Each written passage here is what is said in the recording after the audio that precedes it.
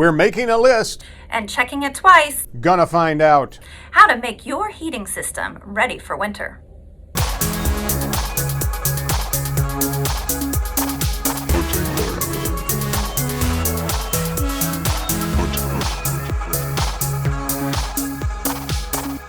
Hello and welcome to Season 2, Episode 6 of HUTV, Huntsville Utilities Television. I'm Todd, joined as always by the Bonnie to my Clyde and the Jekyll to my Hyde, Amanda. Hey everybody. We have been on a break for a couple of weeks, but for a good reason. That's right. There's been a lot happening here at HUTV headquarters, and we can't wait to tell you about it. Indeed. In fact, it will be the topic of the Week in Utilities later on in the show. But first, we want to remind you that HUTV would not be possible without the support of our sponsors. And here with this week's sponsor is the life-size cardboard cutout of our president and CEO, Wes Kelly.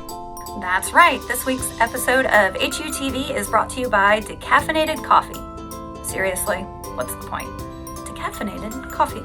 Thank you, Flat Wes. Amanda, there has definitely been a chill in the air recently. Yes, sadly, summer has left us behind. That's true, and the colder days of winter will be here soon. And we did a little research on what to expect this winter.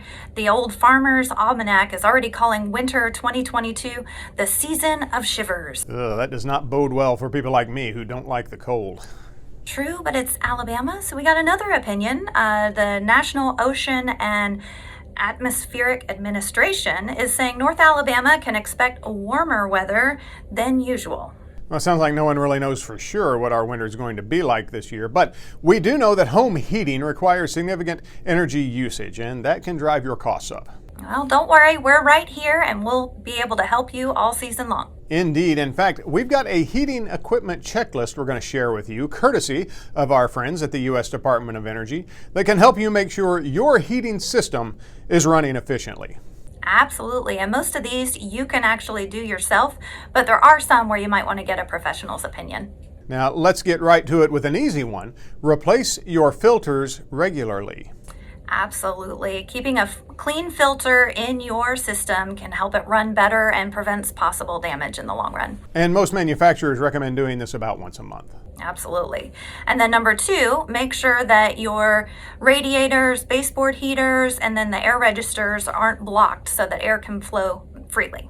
Number 3 is test your thermostat. Now you can do this by turning it up to a high setting, something like 80 degrees, to make sure it kicks on. Now if it doesn't kick on, you might want to troubleshoot it some more or have it checked out by a professional. Absolutely. And make sure you turn it back down and then check that emergency heat setting. You really don't want that to kick on. But let's move on to number 4. Check your air ducts for leaks and obstructions. You may want to make sure that the warm air is going all the way where you want it to go. Some of this you might need somebody to come help you with the inspection. That's true. And while that professional is there, have him or her take care of number 5, which is inspecting your system to make sure it's in good working order. Absolutely, and those inspections need to be done annually. And they should also check the electrical connections and make sure that the motors are lubricated properly. Now, if you've got a window air conditioner unit, don't just turn it off for the winter. Take it out of the window and put it in storage. If you leave it in the window, you're going to expose it to the elements, which can damage it and shorten its life. Plus, it's potentially a drafty area where heat can get out. These are just a few of the tips that you'll find on the checklist. We will put additional information in the comments below along with a link to the full checklist. And while you're going through and doing some, inspections on your house, if you have any questions, don't forget to reach out to us and we can do some research to help you with energy efficiency. Yes, we can. And now it's time for the Week in Utilities. As we said at the top of the show, there is some big news coming out of HUTV World Headquarters.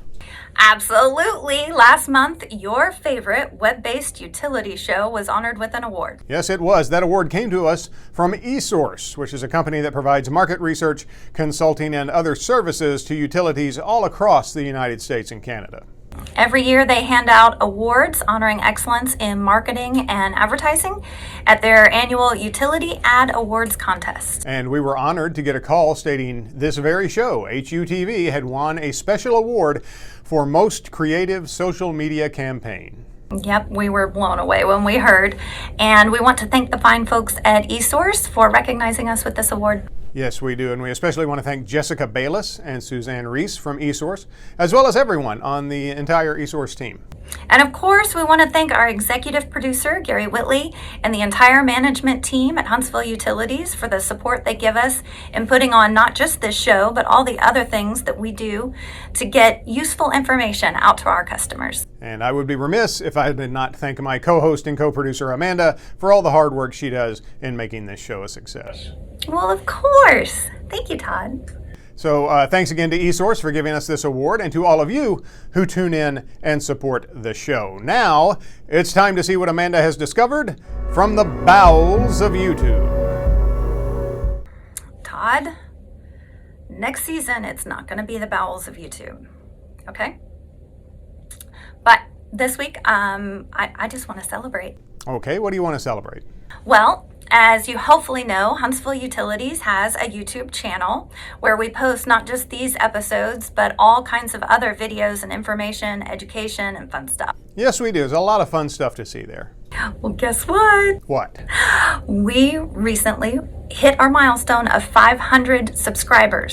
And that's great. Now, we know 500 might not seem like a lot in the big world of all things YouTube, but as a wise person once said, you can't get to 1,000 subscribers until you get to 500.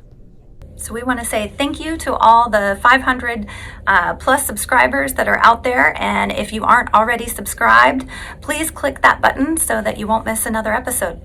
Okay, now before we go, we want to take a moment to answer some more viewer mail. Amanda, who is this week's comment from? Let's see. This week's comment comes to us from Song Lee Flagler via Facebook, who writes, Todd has a great voice.